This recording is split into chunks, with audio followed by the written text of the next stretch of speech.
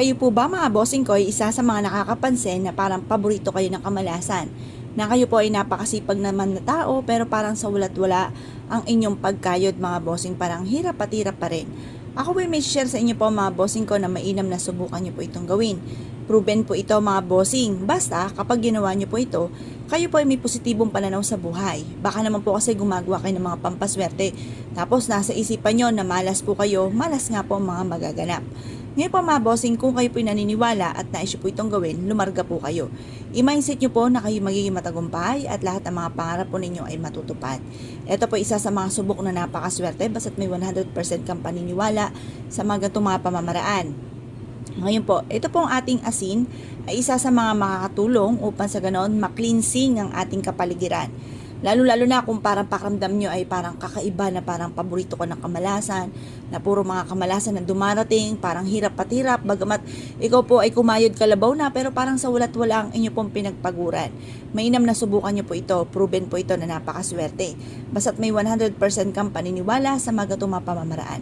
I-mindset nyo na kayo magiging matagumpay at lahat ng mga pangarap po ninyo ay matutupad. Ngayon po mga bossing, etong dalawang sangkap na ito, humarap ka sa may silangan na hawak po ito. Ito po ay ibulong nyo po sa dalawang sangkap na ito na sa pamamagitan nito magkakaroon ako ng negosyo na dito na ako yayaman. Sa pamamagitan nito ay magtutuloy-tuloy ang pasok ng swerte at lahat ng mga pangarap ko ay matutupad. Mag-wish na po kayo ng mula sa inyo pong puso. Ngayon po mga bossing, pagtapos na po kayong mag-wish ay mainam na ilagay nyo po ito sa isang baso at pagkatapos ito po ay hayaan nyo mabilad hanggang alas 8 ng umaga. Makalipas ang alas 8 ng umaga ay kunin nyo po ito. At pagkatapos ay ilagay sa likod ng pintuan ng inyo pong main door or kaya sa ilalim ng inyo pong higaan. Basta ang ating asin ay natunaw, ibig sabihin marami mga negatibo na nahigo po yan. Kaya huwag nyo nang panghinayangan pang asin na yan, hugasan nyo ang ating pong barya. At pagkatapos mga bossing ko ay hugasan nyo mabuti, sabunin nyo po at ibilad sa sinag ng araw mga bossing ko yung baso na pinaglagyan po ninyo. Tapos gumawa muli kayo ng ganito mga pamamaraan. Ang asin mga bossing ko ay natutunaw po talaga po yan, lalo na kung napakainit. Pero ito po mga bossing ko sa akin, ilang buwan po na nagtiis ako na pinapalitan ko po siya. Tapos yung huli hindi na po siya natutunaw.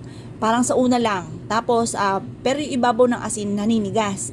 Ngayon po mga bossing, basta ang ating pong asin ay inyo pong aalagaan lamang na hindi natutunaw at laging malinis po yung ating asin, tuloy-tuloy po ang swerte po niya. Mararamdaman nyo naman po yan kaagad eh.